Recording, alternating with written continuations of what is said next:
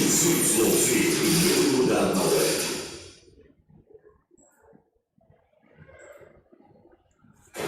Baixe o nosso aplicativo na Play Store e leve a Rádio XYZ para todo lugar que você for. Baixe agora mesmo, Rádio XYZ.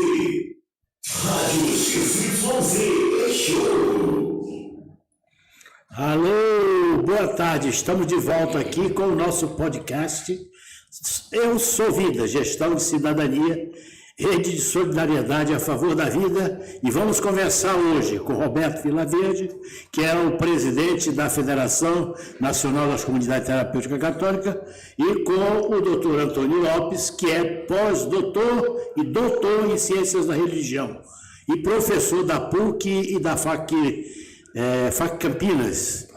E eu, Nelson Chilex, sou médico. O assunto de hoje será as comunidades terapêuticas. Nós queremos que você, que é nosso ouvinte, fique a par da situação que hoje estamos colocando em discussão devido ao fato do estigma e a forma de preconceito com que a sociedade brasileira vê o usuário de substâncias psicoativas, o chamado viciado. Tá certo? Então, uma boa tarde a todos vocês que estão ouvindo a XYZ e vamos dar, então, continuamente a nossa programação, ouvindo aqui o Roberto sobre a situação atual do indivíduo que precisa ser acolhido, tratado e recuperado. Roberto Vilaverde, com você a palavra. Boa tarde a todos e a todos os ouvintes da rádio, né? E do nosso podcast Eu Sou Vida, né? Realmente acredito que não é só mais os dependentes de álcool e outras drogas que são discriminados. Também as comunidades terapêuticas andam dentro do viés do usuário. Também tem vivido grandes discriminação aí no meio, né? Não vou dizer exatamente na onde, para que a gente não crie aí uma polêmica. Mas as comunidades também têm passado por essa discriminação e a comunidade terapêutica é o serviço, né, que tem como um ambiente protegido, a terapêutica é a ajuda entre os pares, uma unidade de acolhimento, onde as pessoas são tratadas como gente, com dignidade, através da espiritualidade, da oração, da atividade laboral. Tem pagamento? É pago? Não. As comunidades, elas trabalham dentro do viés, né, de doação. Muitas comunidades, se a família tem condição, é justo que a família ajude com uma doação, seja lá do valor que ela tenha condição. Agora, se de tudo a pessoa não tem família ou não tem condição financeira, ela é acolhida do mesmo jeito. E essa polêmica que a Globo colocou, que o sujeito é preso lá, colocado contra a vontade dele, existe isso em comunidade terapêutica? Não, eu achei interessante porque na matéria mostra ambulância, né? Ambulância? Para uma comunidade terapêutica, uma ambulância... E é isso que nós queremos esclarecer. Chega a ser uma coisa assim, inédita, né? Porque a comunidade terapêutica, inclusive tem uma de São Miguel do Araguaia, que tem lá um carro... que é assim, uma viagem na cidade e a outra para a oficina.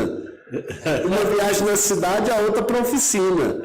Então, a comunidade mal tem um carro para poder transportar as coisas que precisam, que são as coisas do dia a dia, uma compra de supermercado, um produto que muitas vezes a comunidade produz ali, um alface, um hortifruti, que vai levar lá para a cidade, e a comunidade não tem carro nem para isso, e lá tinha uma ambulância, depois tem o corró, depois tem o buraco, a comunidade terapêutica mal tem os quartos, para que as pessoas possam ficar, tem uma cozinha, tem uma sala, né?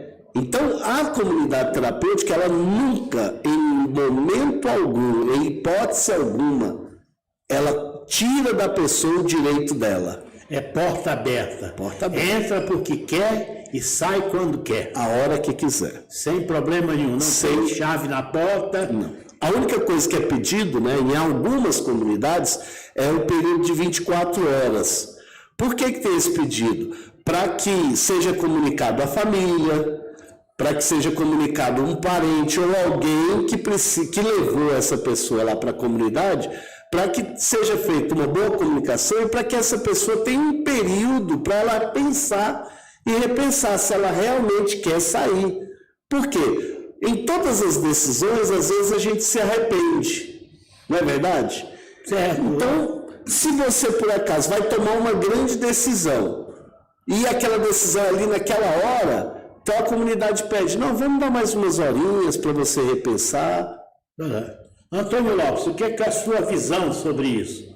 Você já veja aí que o povo já está vendendo a fake news e uma narrativa que não existe. Comunidade terapêutica é porta aberta, já tem até ambulância, e já tem até segurança, lógico que não é comunidade terapêutica. Como o Roberto falou, quem dera essas comunidades terapêuticas tivessem ambulância, tivessem dinheiro suficiente, tivessem um corpo de profissionais que trabalham sabendo daquilo e com quem e como trabalhar. A comunidade terapêutica, porta aberta, a gente tem que falar também do encaminhamento. Os bairros têm seus habitantes. Os habitantes de um bairro conhecem uns aos outros. Então, se tem uma pessoa em situação momentânea de uso e abuso de substância, seja ela qual for, de A a Z, que essa comunidade possa e tenha um lugar, no caso a comunidade terapêutica, para encaminhar. Porque o Estado não assiste a todas as necessidades humanas desse camarada, desse sujeito, desse trabalhador. Volto a frisar, em situação momentânea de uso e abuso de substâncias, seja elas quais forem. Então a comunidade terapêutica não é um balaio só. Aí o que o senhor fala de fake news é a mídia, né? E a mídia a gente sabe que é movida a interesses. Então a comunidade terapêutica não é uma só. Existem comunidades e comunidades. Eu, por exemplo, passei a conhecer mais de perto as comunidades ligadas à Finosc, que o Roberto é o presidente, e me encantou a maneira como eles trabalham. Eu me senti em casa, eu entrei por uma porta aberta, a porta permaneceu aberta, e os que lá estavam não têm intenção de sair, até que eles se sintam inteiros, em pé, com os sais minerais e poços, e com as possibilidades que essas comunidades proporcionam para eles, enquanto a gente chama de encaminhamento. Do mesmo modo que eles são encaminhados para dentro, numa situação de fragilidade e vulnerabilidade social, eles podem ser encaminhados para fora, para um mercado de trabalho, e aí já é o Roberto que sabe mais a fundo, porque está mais área de perguntar, então, Roberto, por exemplo, na comunidade ele falou duas coisas aí interessantes do bairro. No bairro a gente passa hoje, como nós passamos agora há pouco ali, gente deitado na rua, em situação de rua. Esse lugar que nós estamos aqui, nossa, é tristeza. Na época de Natal, um bando de população de rua, bêbados, fumantes e pessoas totalmente desorientadas. O sujeito sem face. E aí, o que está acontecendo? Eu queria saber, na comunidade, o maior número de pessoas que hoje está sendo acolhido é a base de álcool, é a base de crack, é a base de qualquer tipo de... Qual é a substância que está mais afligindo e levando as pessoas a essa situação e como ele pode, de livre e espontânea vontade, procurar o acolhimento? A gente recebe muito alcoolista, né? Eles dizem que não usam drogas, só bebem, né? Então, a gente recebe muito alcoolista dentro da casa, é o nosso, assim, o público que mais tem comparecido, mas também recebemos muito usuários de outras drogas, né? De múltiplas drogas. Agora, uma das questões que a gente, hoje, enquanto comunidade terapêutica, tem focado, e eu quero entrar nesse assunto por causa da colocação do Antônio, é a questão da ressocialização, né? Por exemplo, lá no bairro onde nós temos uma unidade de acolhimento, que é o Jardim Guanabara, tem, né, o conhecimento de que lá tem um dos maiores polos de trabalhos com sofás, né, que nós chamamos de... Me fugiu agora... Noveleiros, né? Itapeçaria. Então, móveis e tapeçaria lá é a central. Aí o que a gente está fazendo dentro da nossa comunidade lá? Estamos criando uma oficina para que as pessoas aprendam a trabalhar com a tapeçaria, aprendam a trabalhar com móveis, com madeira, com a marcenaria. Por quê? Quando ele terminar o período dele conosco, qualquer esquina do bairro ele vai encontrar emprego.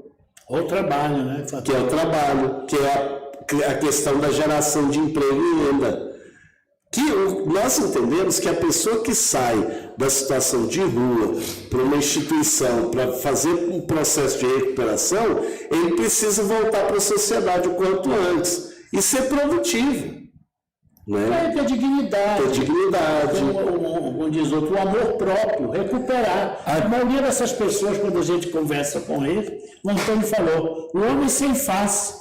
Quando eu converso com eles, me dói outra coisa. São homens com a alma dilacerada. Isso. Homens e mulheres de almas dilaceradas. Eles não sabem mais quem são. E aí o senhor entra na questão da humanidade. O que o Roberto está falando vamos agora levar para o lúdico, as mesmas mãos que levam o camarada a levar a boca, ao nariz e a outros poros do corpo humano a alguma substância, são as mesmas mãos que ele vai usar para aprender a trabalhar com a tapeçaria, para aprender a lixar uma cadeira, aprender a envernizar uma mesa, e essas mesmas mãos que vão proporcionar para ele aquilo que na minha tese de doutorado eu defendo, o trabalho, de posse de um trabalho, de uma situação corporal, vamos dizer, em boas condições, e de ocupar a mente com um trabalho que vai gerar um resultado e mais uma remuneração, ele tem sim condições de ressocializar, de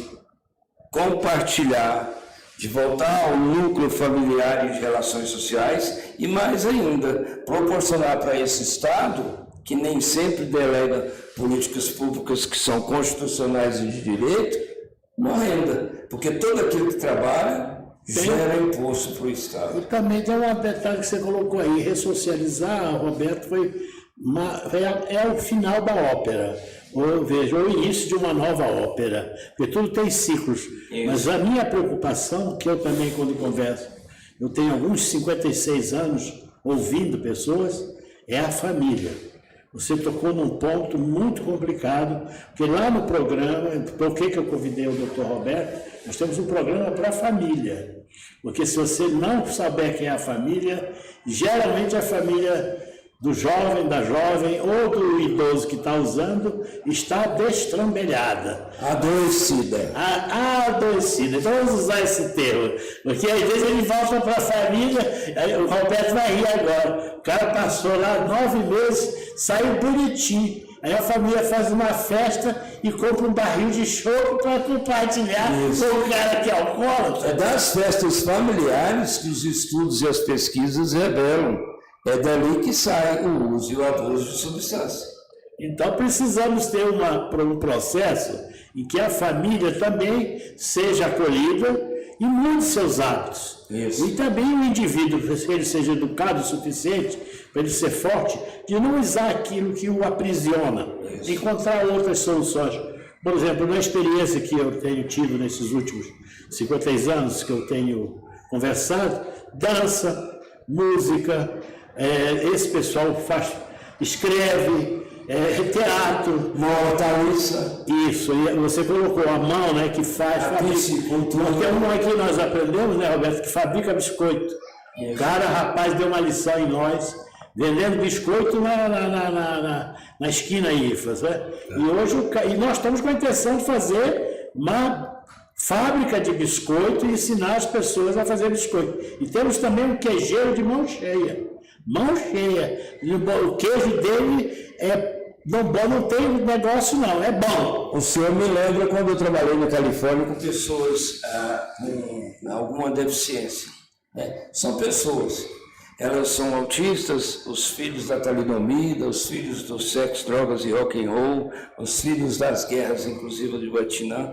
Eles, apesar da síndrome de Down, apesar do autismo, apesar da deficiência intelectual, eles produziam num centro onde eu os dirigia a cada tarde, o vinho, o queijo, a tela, o tecido, a trama do algodão, do fio, até sair a trama do tecido.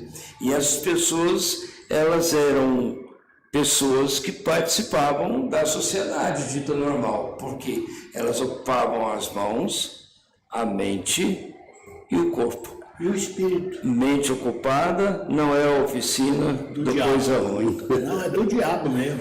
Aí me lembra do Frei Rogério, né? O Frei Rogério, as pessoas procuravam ele na paróquia em Brasília, Sagrado Coração de Jesus, Nossa Senhora das Mercês, na L2 Sul lá, procuravam ele todo dia pedindo dinheiro, pedindo cesta, pedindo isso, pedindo aquilo. O que ele fez? Ele fabricou petas, colocou nos saquinhos, a pessoa chegava lá para pedir e falava, não, é o seguinte, está aqui, ó, um fardo de peta.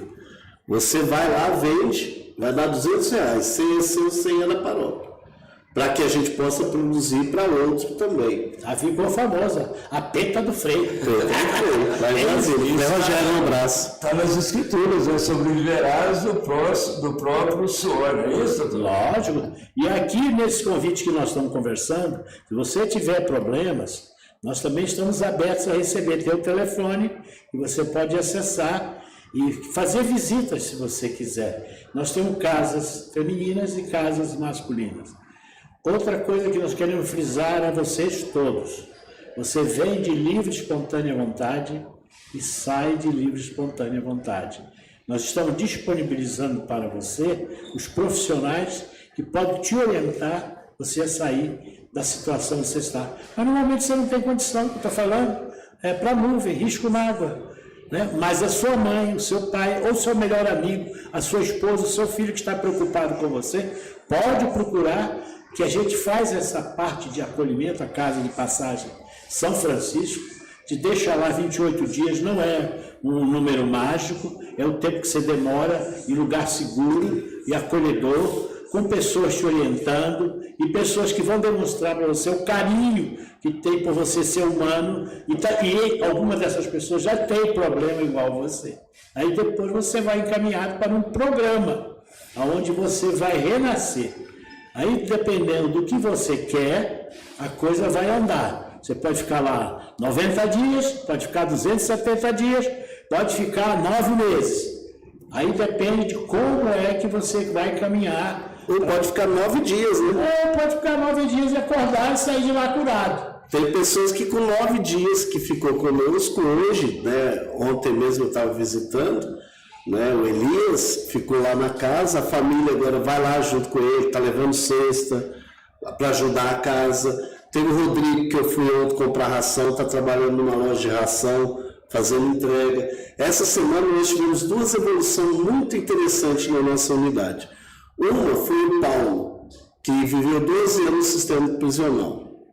E ele não tinha ainda nem a reservista dele. Tinha documento nenhum. Não tinha documento nenhum. A gente foi, lutou e estamos conseguindo conquistar todos os documentos que ele precisa para ser um cidadão de bem. E o outro, que é o Márcio. O Márcio está conosco lá, além do problema. Ele tem um outro problema que é de um leve transtorno. Essa semana chegou para nós e falou, olha, eu gostaria que vocês me matriculassem numa escola, porque eu quero estudar e eu quero fazer faculdade. Um cara que um dia desse estava perambulando aí no centro da cidade, sem ele nem beira, sem direção nenhuma, chegar para você agora, com dignidade, e falar, eu estou querendo que você me matricule numa escola que eu quero voltar a estudar, isso é o quê? Isso justifica o nome de comunidade, que trata do camarada e que trata da família, que trata até do próprio bairro, que a gente falou minutos atrás. Isso é, Roberto, é a sua comunidade e muitas outras, né? Muitas outras mais, que entendem o camarada na sua ontologia e entendem que esse camarada tem uma história. A partir do momento que você faz com que ele alcance uma carteira de reservista, uma matrícula na escola, você está proporcionando para ele dignidade. Cidadania. E ele se sente vivo. Isso, eu e sou quem está vivo é aquilo que eu sou brasileiro e não desisto. Isso. É aquilo que eu escrevo nas minhas crônicas, o pulso ainda pulsa. Ele sente que ele está vivo, ele sente que ele é capaz. Em 9 dias ou 9 meses, você faz com que o camarada volte, ressocialize e toque a vida para frente. amanhã ou depois ele está sentado nessa cadeira aqui contando da própria história para outras histórias que estão em situação de rua ou não. Contando para o cara que está vendendo um pano de prato sinaleiro ou para o senador que está representando a gente no Senado Federal. Nós temos que abrir também nisso, para que o Roberto colocou. Veja só, o Estado, que nós pagamos impostos, nós temos o direito de decidir para onde vai também os nossos impostos. Isso. Aí tem essa distopia da mídia convencional de que o dinheiro público não deve ser usado para as comunidades terapêuticas, que tem que ser colocado no Sistema Único de Saúde, tem uma luta com antinosocomial, que faz um barulho danado, que precisa do dinheiro. Não, o dinheiro é nosso.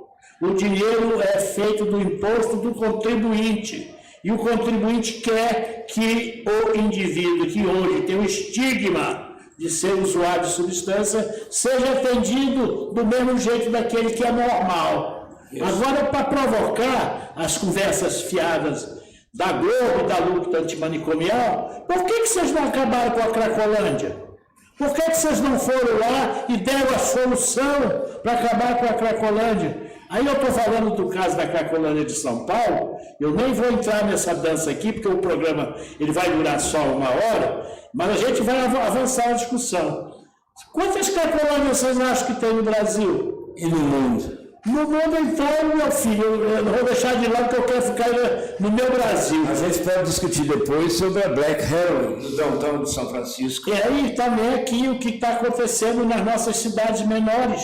Isso. As tragédias de que você está usando hoje, as Cracolândias estão passando para lá e ninguém, veja só, ninguém foi lá ver a Cracolândia. Você foi atrás, veja só, de disputar aquilo que é ilegal. É lógico que o indivíduo que tem um hospital que tem que fazer toda a licença do CRM, uma clínica que tem que ter toda uma situação que pode atender indivíduos temporariamente, não de caráter permanente, e eles não atendem de graça, por isso que eu conversei com o Roberto, tem pagamento aí? Não, você contribui de acordo com aquilo que você quer. Porém, nós estamos entrando no governo que nós queremos sim ser subsidiados e receber as verbas necessárias para que essas pessoas, em outro trajeto de tratamento, sigam o seu caminho e tenham sucesso. Também tenho sucesso. Veja, quando eu entrei na faculdade, de cada 100 pessoas que entravam para fazer programa de recuperação de drogas, só 6 recuperavam. Hoje eu vou dar uma notícia para você. Aqui mesmo em Goiânia tem uma unidade ali chamada CREVEC, que já mudou de nome, e tem, veja só, qual é o índice de recuperação hoje? 32%, ou seja, o indivíduo que usa droga, ele vai para caixão, instituição ou prisão. Isso. Aí você tem que entender a ferocidade, a barbárie que isso é. Então você dá opinião, sentado no escritório com ar refrigerado, e fazendo aquele bafafá de que fulano fez isso aqui. Não, a polícia, o Ministério Público está aí, o indivíduo foi colocado contra a sua vontade, ou a família é cúmplice disso, ou então o próprio Estado é cúmplice. Alguém está sendo cúmplice do mal feito. A notícia do dia é que no Rio de Janeiro agora tem o poder de fato tem autorização para coibir a juventude sem um mandato. Isso, dentro da sociologia, a gente entende como higienização social. Também é um assunto, é uma pauta para discutir nos próximos programas. E volto a reafirmar, quem cuida desse pessoal sem o poder de fato ao lado são as comunidades. Essas comunidades que se diz comunidade, círculo terapêutica, que leva de 9 horas a 9 dias a 9 meses, de porta aberta. Não é sistema prisional, não é cárcere privado, ninguém é amarrado em lugar nenhum. E só toma remédio se tiver receita do médico após um diagnóstico. Com certeza. E a outra coisa, sobre a vigília tranquila da pessoa que sabe que vai administrar o medicamento. Não chega lá e toma quem quer, não. Veja, hoje nós estamos com uma parceria fantástica. Nós aprendemos, inclusive, a lidar com a parte que nos cabe nesse latifúndio. Quando nós não tínhamos essa dificuldade, leva no CAPS. Agora, o psiquiatra de lá dava o laudo. Ah, vem a notícia ruim para você. A gente leva no CAPS, hoje o CAPS de Goiânia não tem um psiquiatra. Aí nós temos que pagar o psiquiatra separado. Ah, o psiquiatra podia doar, o psiquiatra tem conta para pagar também. E tem água, luz, telefone. Isso. Aí isso que vocês não estão sabendo, nem a Globo lá colocou, ou os arautos nessa situação que querem colocar. Não, eles querem demonizar mesmo. Não, olha só. Quem é que paga os psiquiatras que dão os laudos dos nossos acolhidos? A nossa contribuição livre e espontânea. Alguns psiquiatras, Deus os abençoe, doam 4, 5 consultas. Eu tenho psiquiatras que fazem por um preço menor, mas tem um detalhe, somos nós, a família, somos nós, aqueles que estamos colaborando, que pagamos um profissional. E da onde é que a gente tira essa situação? Doação. Então nós queremos sim a participação nossa nos impostos que sejam destinados a essa entidade, a essa organização, com as regras de comunidade e não com a malversação de narrativas que são completamente diferentes. Aquilo que não obedece à porta aberta, aquilo que não tem a fiscalização do Ministério Público, opa, você não é comunidade. Ou você é alguma coisa ilegal, ou clínica que tem outro registro, ou você está fazendo qualquer tipo de picaretagem. Muitas vezes tem muitas clínicas aí que traz o nome de comunidade terapêutica, né, como pano de fundo e que não são comunidade terapêutica.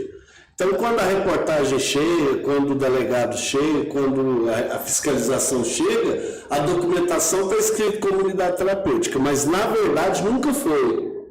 É uma clínica involuntária lá, né, sem nenhum credenciamento, sem nenhuma condição para poder internar uma pessoa, muitas vezes. Tem muitas delas que realmente é um depósito de gente. Condição física, condição de gestão e condição de dotar a unidade de profissionais, como o doutor Nelson mencionou. Aqueles que são remunerados, que precisam sobreviver no sistema capitalista, e aqueles que, dispostos de alguma situação, doam as suas horas, doam os seus dias, e isso tudo em função não de uma indústria de transformação de sujeitos, mas em função de uma comunidade, de uma ideia de sociedade que pode sim ressocializar todo aquele com o nome de A a Z, de todas as camadas sociais, e fazer com que essa pessoa se sinta viva, seja lixando a cadeira, seja colhendo a própria couve que ele plantou, seja fazendo a trama de uma manta de que vai virar um tecido, pintando uma tela, ou não fazendo nada, porque o lazer também é um direito que a gente tem. E foi taxado de coisa de malandro. Então, coisa de malandro é uma coisa, e coisa de malandro é outra coisa. O lazer é sim estado de bem-estar social, é saúde, e saúde é questão de segurança nacional, porque quem tem saúde tem acesso à educação, quem tem saúde tem um trânsito que flui, quem tem saúde tem uma segurança e não a vingança, quem tem saúde tem a liberdade de ir e vir, e quem tem saúde tem até sim, o direito de usar daquilo que ele bem quiser. Se eu tiver disposto dos sais minerais, da educação e de um trabalho, o que a gente vê anunciado na TV também é dependência. Então, é da dependência para o pobre, que vai usar e abusar. Mas o que tem condições não é uma dependência. É o uso e abuso de substância de lazer no final de semana. Recreativo. E aí nós temos uma outra situação. Isso aí está sendo regulado por lei. É hilário. Porque, como diz o outro, até hoje, desde que o mundo é mundo, eu me chamo Raimundo. E o tabaco existe, né? Raimundo seria uma solução. E o que é que ocorre? Como disse o meu neto, quando o cara quer usar, você traga ele dentro do guarda-roupa, ele vai arrumar um jeito, porque é ele que quer. Ele acha um fundo. Ele vai beber, ele arranja um fundo. Então, veja, o que nós estamos colocando aqui, que indivíduo adoece muita gente na família. Isso. E aí vai agora para provocar, muito bom de falar do problema, em cada 100 famílias brasileiras, sentem na cadeira, respira fundo, 13 têm problemas com etilismo, alcoolismo, uso e abuso de droga, violência domiciliar e vulnerabilidade da família causado pelo álcool. Livre, desimpedido, vendido em todos os instantes. E vocês estão preocupados. Olha só, uma família brasileira que adoece muita gente. Agora presta atenção, em cada 100 famílias brasileiras hoje, 13 têm problemas com álcool.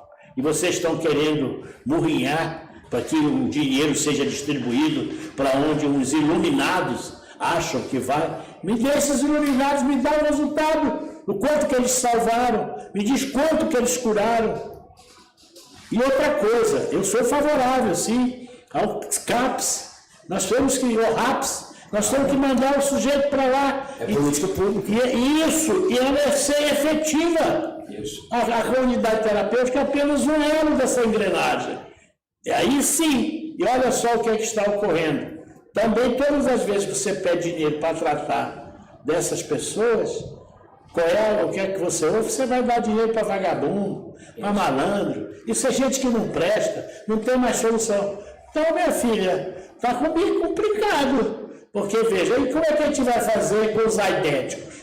Também que junta tudo no balaio só. Também não presta? É todo mundo que não vale nada? Ou seja, houve um processo gravíssimo de exclusão da sociedade para que você não invista no que nós discutimos, prevenção. Eduque a pessoa para não uso de droga, que ele viva feliz, aprenda ele a correr, dançar, meditar, meditação transcendental, ou fazer uso de outras técnicas que te deixem eufórico e êxtase do mesmo jeito, sem você ter que usar substância. Sentir-se vivo vivendo.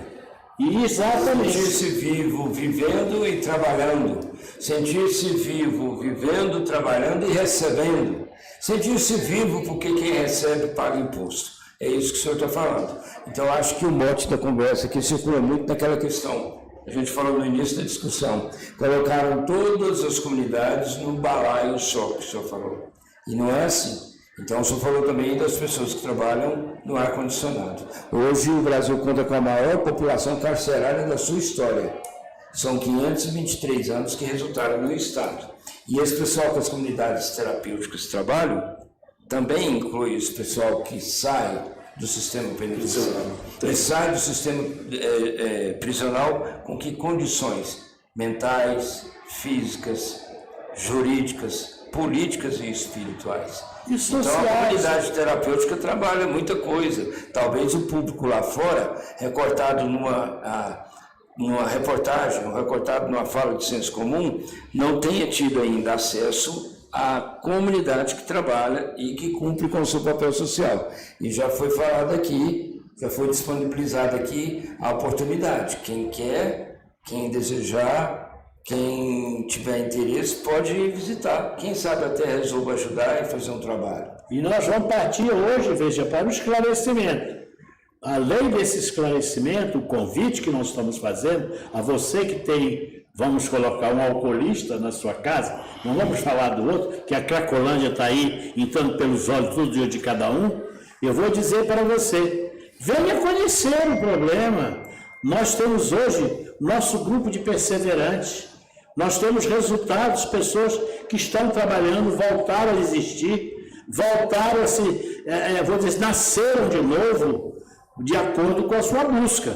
Logicamente, nós não estamos fazendo busca ativa de saber, mas nós temos um resgate.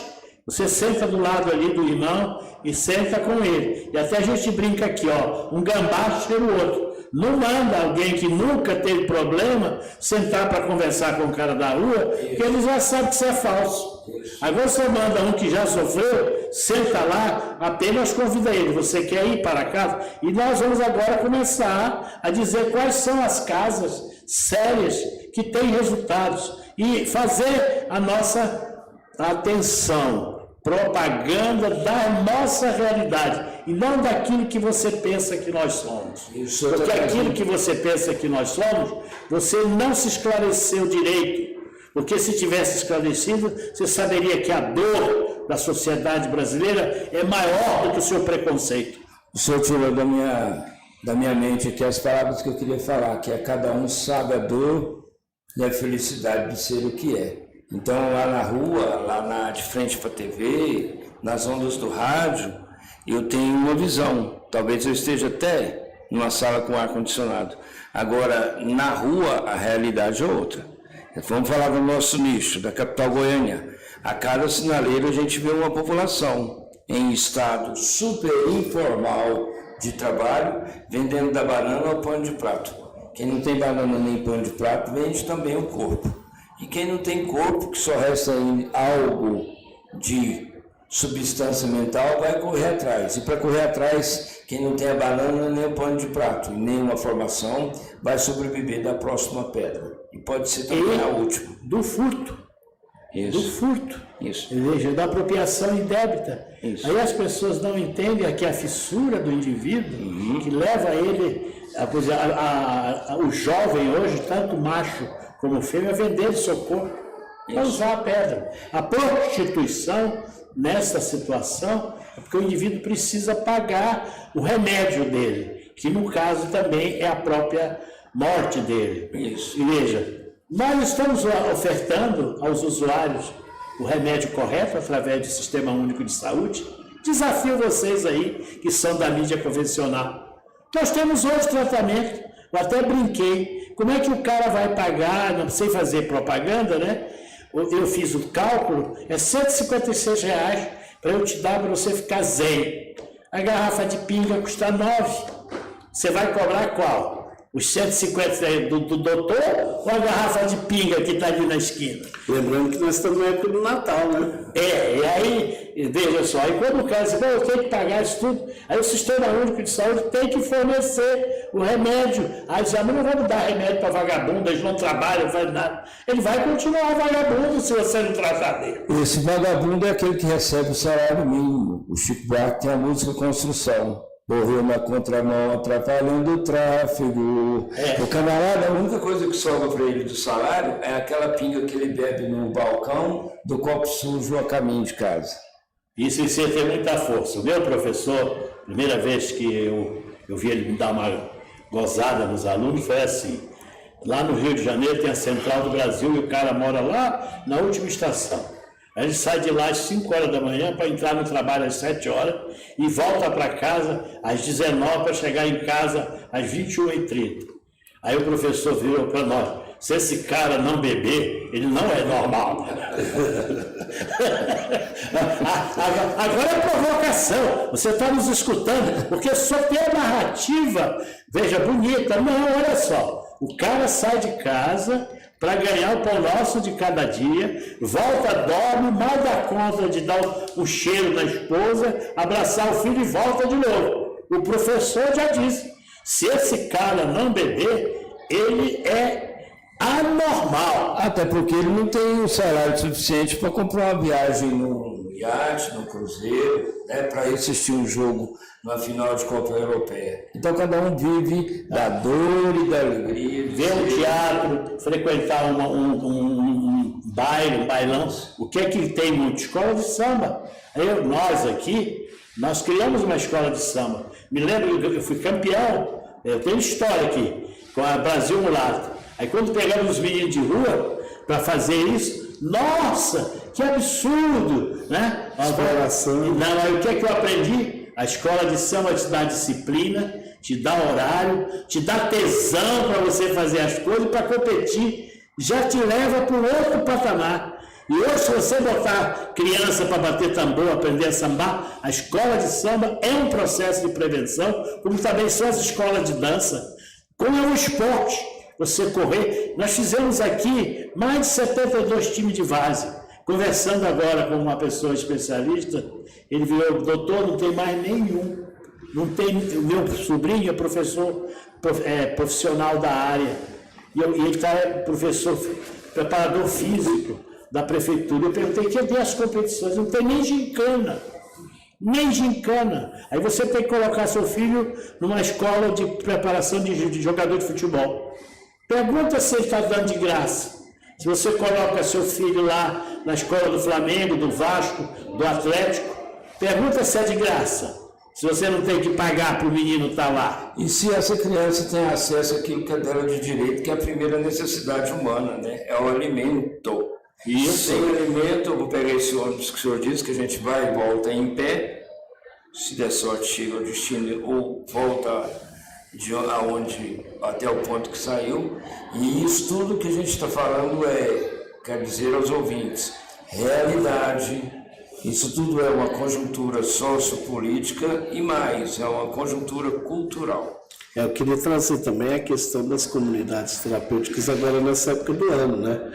Que todas esvaziam, justamente por quê? Por causa das festas, né? Então alertar as famílias, cuidado com o excesso de bebida, né? Cuidado com o excesso de cachaça, vamos parar um pouco e voltar as nossas atenção, além das compras, que é muito bom, além das confraternizações, além de tudo que está acontecendo aí, também a gente tomar muito cuidado para que os momentos de alegria, como o Natal, o Ano Novo, não se tornem momentos de tragédias, né? E sempre acontece, e acontecerão. Estatisticamente, eu quando comecei minha vida médica, dando plantão no Ano Novo, o sujeito comemorando Nossa Senhora de Copacabana, deu um tiro para cima. E a pessoa que lá, meu professor, que eu era residente, estagiário, a primeira cirurgia foi abrir a cabeça dessa garotinha de 8 anos de idade, que a bala entrou e arrebentou a cabeça dela no dia de comemoração. Aí veja só, quem lida com um profissional da área de saúde, o meu amigo Antônio é assistente social. O Roberto é assistente social. Aqui ninguém é neófito do negócio, não. Uhum. Aqui nós já ralamos. Nós já sabemos, já fomos para a rua. A gente sabe, o cocô do rico fede igual o cocô do pobre. Isso. Entendeu? Só que o do rico vai para a privada e vai para a reciclagem. Uma coisa vai na rua dali que você vai ver só o cheiro do mijo já entope o seu nariz. Então nós não somos crianças, não. E não vão ficar aturando reportagenzinha maliciosas de equipe Globo. Nós vamos dar resposta, nós vamos ao enfrentamento e você vai nos ajudar, porque a verdade está conosco. E vou dizer também de coração, o Roberto colocou, é um momento de festa. A gente tem outras maneiras de você de se abraçar, se beijar, dançar, ouvir uma música, cozinhar um para o outro e compartilhar, fazer uma comunhão. Aí sim, junta os seus amores e pega os seus dissabores e faz uma coisa. Exercita seu perdão e diz para o cara, só por hoje, vamos nos amar, vamos nos gostar, vamos nos brindar. A família, a porra do álcool, desculpa a expressão, que vai para o inferno. E deixa ele para lá, porque ele não vai te trazer para o céu, mas com certeza vai te levar para o sofrimento. É isso que nós estamos convidando aqui. Nós vamos ao enfrentamento. Vocês estão pensando, e o nosso grupo de perseverantes vai mostrar a cara. Você pensa que aqui só tem, como diz outro, vagabundo. Você vai ter, como eu acabei de ver, você vai ter chefe de cozinhas, que cozinha, ou então o garoto lá que consertava. Rapaz, o cara é um gênio da computação. Já foi a terceira vez que ele está internado. Mas ele é engenheiro de TI. Mas, infelizmente, ainda é adito prisioneiro. Outra coisa, eu vou falar um negócio aqui. Vocês estão só preocupados com o pobre, né? Olha, muitos dos meus clientes são médicos, desembargadores, polícia, dentista e alguns celebridades. Político, eu nem vou falar, que o que esses caras estão bebendo e cheirando, vocês estão escondendo. Isso a Globo não fala, mas ela devia falar, ó, tem gente com o nariz no Congresso inchado, entendeu? Usando óculos escuros. E o óculos escuro, quem não tem colírio, usa óculos escuros, mas já avisava o Raul. O que o senhor está falando do espírito de Natal que o Roberto levantou é a comunidade, é o terapêutico. Tem muita gente mandando emoji na tela dessa coisa chamada celular e faz tempo que não recebe um abraço. E tem também aqueles que se você abraçar desmaiam. É uma sensação inédita. Mas tem os perseverantes, que o senhor está falando, que fazem um hábito anual, um hábito, é um hábito anual, é o de promover aquilo que a manjedoura significa.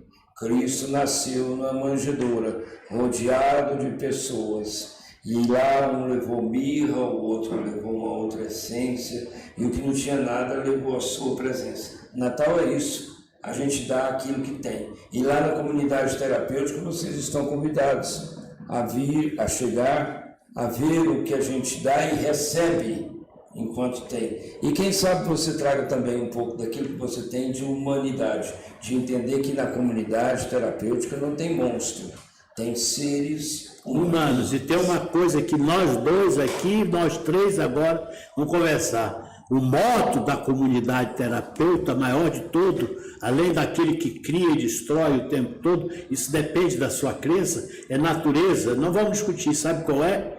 É você aprender a gostar de você. O que nós trabalhamos na comunidade terapêutica, ouça, povo que está de ouvinte, e ouça a Globo e outros da mídia. O que nós fazemos na comunidade terapêutica é buscar o indivíduo para que ele aprenda a gostar de si mesmo. Porque quem ama a si, aí sim ele se livra. Agora, é muito difícil você trazer o indivíduo a gostar dele e dos seus próprios defeitos. Nós somos defeituosos, temos que aprender a lidar com ele. Qual é o problema do cara estar ali na rua e não querer saber? Ele se acha um nada. E esse nada é tudo. Ele não entendeu que a única coisa de graça que ninguém tem dinheiro para comprar é a vida que ele está ali. E aí sim, a comunidade terapeuta, no programa terapêutico dela, trabalha uma coisa fundamental. Todos vocês que estão escutando, comecem a trabalhar. Seja público, privado, do jeito que você quiser, com religião, sem religião, com materialismo, sem materialismo, com a denominação que você quiser. Vou te fazer uma pergunta. Olha de olho no espelho para você, nem pergunta. Para você, se você gosta de você. Ou se você está bebendo para esquecer alguma coisa que você não gosta. E se você se reconhece nesse espelho, né? Exatamente. Quem é você? E lá na comunidade terapêutica, não é só na comunidade, também não vou radicalizar. O psiquiatra faz isso, o psicólogo faz isso, o assistente social faz isso, o melhor amigo faz isso, a vovó faz isso. O vendedor da feira faz isso, o seu colega de jogador de futebol faz isso, o cara que vai namorar e junto ali com você faz isso. Mas tem um problema. Depois dessa pandemia a coisa piorou demais. As pessoas estão com uma baixa autoestima do tamanho de um bonde. O fardo está grande e o número de suicídios é assustador, até para quem é profissional da área de saúde. Nós nunca vimos tanta gente se suicidando como agora, nessa última década e depois dessa pandemia. E um fenômeno econômico, social e político, volto a afirmar, e não está preparado para ser um fenômeno cultural, embora já seja, é o de famílias inteiras em situação de rua. Então, volto a afirmar, na comunidade terapêutica não tem só o bandido, não tem só o maltrapilho, não tem só o que não sabe o que é. Na comunidade terapêutica, aquela que é aberta para entrar e para sair, a gente recebe também pessoas em situação de rua e mais, famílias em situação de rua. Então, esse advento é um advento sociológico e envolve política pública, economia e já é um evento cultural, a cultura da sociedade pós-moderna, virtualizada e mais, pós-Covid. Então, a pergunta muitas vezes não é que não quer calar, né? Por que as pessoas usam droga, né? Isso, porque vamos perguntar todo dia agora. Nós vamos alugar o seu ouvido. Quem usa droga já está no uso mesmo. Quem não usa, fica apontando o dedo. Mas agora você começa a perguntar o que o Roberto colocou. Por que eles estão usando droga? Por que eles estão fazendo isso? Não é? Essa é uma pergunta que nós vamos perguntar agora, todo dia para você. E uma outra questão também, né? A droga é uma forma de prazer. Ao contrário do que os outros muitas vezes acham por aí, né? Se não desse prazer, ninguém usava. Uma das coisas que mais cresce na cidade é o quê? Eu estava observando recentemente o que mais se abre: distribuidor de bebida e farmácia. O que vem no distribuidor de bebida? E na farmácia? Substância. Tanto que a gente tem aí uma famosa marca que vende aí chocolate com álcool e outras substâncias. Até morango tem. O Fagner canta. O Fagner cantava, né? Olhe-me, veja-me, você que pensa que eu sou o fim do mundo. Então, tenha coragem e olha no sinaleiro, camarada, que você jamais viu a face, mas comprou um pano de prato 3 por R$10 e veja nele uma pessoa muito importante, você. A gente nunca sabe o dia de amanhã. É, empatia. Coloque-se no lugar do outro, calce a sandália. Ontem eu fiquei muito chocado. Estava vendo um documentário sobre a Segunda Guerra Mundial, o resultado pós a guerra, né? E descobri que, por exemplo, os soldados recebiam barra de chocolate, atenção, de todos os lados, tanto dos aliados como dos caras do eixo. Sabe o que é que tinha no chocolate? Pervitin, metanfetamina. Os soldados levavam a barra de chocolate, ontem eu caí da cadeira. Olha que eu já estudei isso pra caramba. Pois as tropas especiais de assalto levavam um chocolate especial com um negócio que, quando você era criança e eu era menino, a gente estudava, era vendido igual cibalena. Pervitin. Sabe o que é pervitin? É a metanfetamina que hoje está aí, o cristal. Os soldados que estavam na luta estavam comendo chocolate. Aí você já sabe o que ele estava fazendo, né? A guerra era diferente, a guerra hoje é outra, é a guerra das ruas. Essa metanfetamina hoje, o usuário sabe. Quanto mais fino e alongado o cano do cachimbo, maior o potencial no cérebro. E essa situação, veja, está para todo lado. A facilitação é de tudo. Eu me lembro, você lembra da propaganda do cigarro? O cara de bicicleta com o Hilton no bolso de trás, né? E aí na frente dele, uma mansão, um cachorro correndo, uma mulher bonita, uma piscina, né? E ele pedalando, eu só fumo no Hilton. O rico lá é Hilton, né? Agora vem a propaganda da cerveja, do álcool, né? Hoje nós estamos lutando para que essa propaganda só seja feita para adultos, mas indiretamente ela faz para todo lado. E estamos convidando você, não fica preso só na narrativa do pessoal que está querendo lutar contra o nosocomio. Nosocomio já são histórias, não existe mais. O mundo não vai caminhar nunca mais para fazer os erros que nós já cometemos. Mas uma coisa nós não estamos fazendo, ensinando como não cometer as mesmas sandices e a mesma burrice. Olha agora, estamos com várias guerras.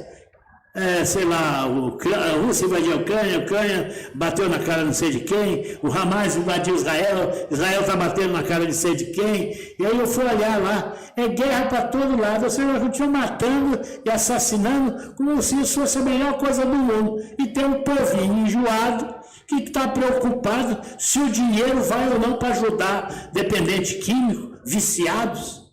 Pela madrugada, senta, pensa. Ele é seu irmão. Se fosse você que estivesse na situação dele, você queria ou não queria ser ajudado? Você não queria ou não queria que parecesse qualquer um desses espiritualistas, seja ele evangélico, católico, espírita, praticante de umbanda, te buscar na rua, te acolher, te vestir, te dar banho, te matar a sua sede e, acima de tudo, dizer: eu reconheço em você a sua humanidade, reconheço você como meu irmão. Mais uma vez a questão cultural, né, doutor?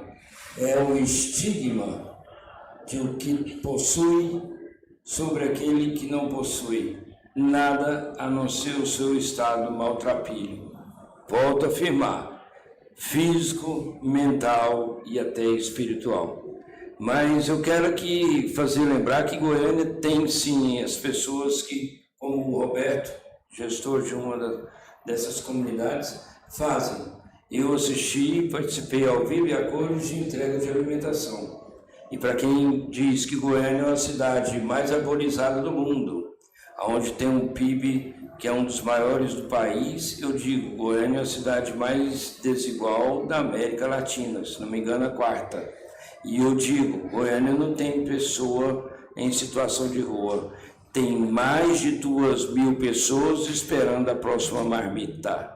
Essas são pessoas em situação de rua, são pessoas em situação de desemprego, são pessoas em situação de exclusão social e são pessoas que carregam, além da fome, o estigma pela roupa que veste, pela cor que transparece E pelo cheiro que exalam. isso, e pela sua participação na destruição da riqueza social produzida. E eu digo para vocês do cheiro, porque o ser humano, nós humanos todos, o maior trauma, se você não sabe, que você nunca vai esquecer, é o cheiro.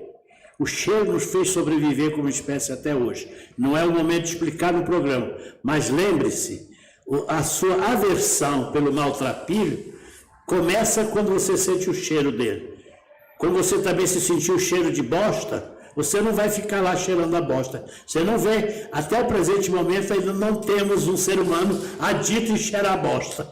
Pode ser que vai aparecer, mas até o momento não tem. A Rita Lee cantava, né? Ao final de tudo vira bosta. Afinal, exatamente. E como o programa está chegando ao fim, eu trouxe aqui outra coisa. Nós todos temos caminhada com a sandália. Nós já vestimos a sandália do outro. Da humildade. Já sabe que dói o caldo, dói em mim, dói em você. Eu gostaria que só doesse no outro, mas dói em mim também. Então você está chamando para si hoje uma meditação. Quando você escutar a propaganda de que o outro não presta, coloque-se no lugar dele, se fosse você que está nessa situação. Ou como diz o outro, você tem um cara com câncer terminal. Você vai amá-lo, você vai cuidar dele, você vai fazer tudo o que é possível para que ele não sofra. Ou você vai lá e extermina ele. Porque esse preconceito, esse estigma contra o usuário de droga precisa ser rediscutido. Nós não somos lixo da humanidade, nem escória. Nós somos seres humanos igual a você, exceto para certos jornalistas e pessoas que adotam certas ideologias que se acham melhor do que os outros e se acham capazes de julgar quem é bom e quem é mau. Não vai ficar sem resposta. A Globo tem que tomar responsabilidade e dar direito de resposta. É um tipo de propaganda que foi feito no Fantástico desleal e que não provocou nem ajuda a ninguém, só aumentou o sofrimento. E aí o programa vai terminando, porque nós estamos em cima da hora. Antônio, suas palavras, e Roberto, o convite que vocês vão fazer. E vamos celebrar o Natal da melhor maneira possível. Jesus nasceu para trazer esperança e o ciclo de uma nova vida. E eu convido você, renasça todo dia. Não deixe a coisa te derrubar. Vai para frente que você vai ganhar, porque o Senhor está contigo. Quero agradecer aí a participação do programa, dizer que nós estamos lá com a Casa São Francisco, vamos ter novena de Natal, vamos ter a ceia de Natal e inclusive estamos lá com as portas abertas. Graças a Deus, né, lá nós não temos tudo que queremos, mas temos tudo que precisamos. Acho que essa é a palavra que eu posso deixar final e dizer para vocês, um Feliz Natal em sobriedade. Eu quero trazer o que o Freire me ensinou e que eu tenho na dissertação de mestrado em mídia e drogadição. O mundo nunca foi um laboratório e nem os seres humanos são cadáveres que devam ser estudados passivamente. E na época de Natal a gente está falando do menino Jesus, da manjedoura, eu quero falar do homem, do adulto revolucionário, daquele que lavava os pés, daquele que curava a lepra, a cegueira, aquele que falou para Lázaro, levanta-te e caminha. É isso que a comunidade terapêutica faz, tá certo? Nos próximos programas a gente aprofunda a discussão. Um abraço a todos e tentem ficar o máximo que puderem afastados do abuso de substâncias. Lembrando que açúcar também é substância. E eu colocar para você o final da oração que todo dia nós fazemos, eu faço. E coloquei para o meu neto. Ele disse, vovô, Eu não acredito nisso, eu não quero saber se acredita. Você deita comigo aqui, vamos. Livra-me das tentações, livra-me do mal. E defina as suas tentações e defina aquele mal. Se você não consegue gostar de você, te amar, bicho, você está num caminho difícil. E as tentações estão do outro lado da porta. De mulher pelada a crack. O Natal deve ser celebrado com esse espírito. Vamos renascer e novamente pregar o amor, construir dentro de cada um de nós uma paz que seja possível de ser gozada com alegria. A alegria e a esperança. Um grande abraço afetuoso a todos os ouvintes e até o próximo podcast. Eu sou Vida, Gestão de Cidadania.